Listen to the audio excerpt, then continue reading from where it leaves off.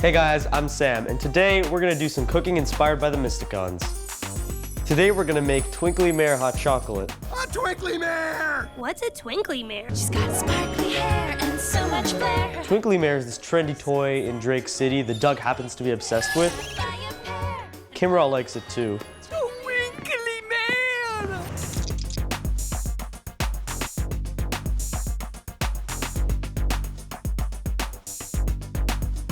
So our first step is to pour milk into a pot, around 2 cups worth.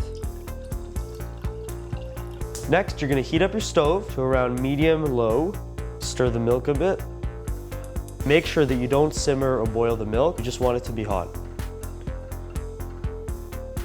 So next, you're gonna put your white chocolate chips in, and you're just gonna stir it together. So you're gonna keep mixing until you see that the chips have melted in and have blended with the milk. So our next step is to put around 4 drops of food coloring into the milk and just don't let it boil. So you're just gonna keep mixing it in until it's a consistent blue color. OMG, something smells delish! All right, so our next step is we're just gonna pour the milk into the cup and make sure you leave a bit of space on the top because we're gonna be putting whipped cream on that. Now we're gonna put the whipped cream onto our Twinkly Mare hot chocolate.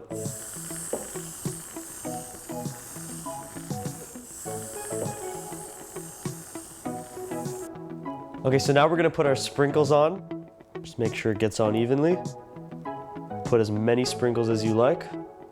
And finally, I found this toy at the dollar store that we're just gonna put right on here to make it look nice. And there's your Twinkly Mare hot chocolate. Hot cocoa? It's an old family recipe. Personally, I like to start with the whipped cream. Doug really knows what he's talking about. If you decide to make your own Twinkly Mare hot chocolate at home, why don't you let me know? Use the hashtag Mysticons when sharing your post online.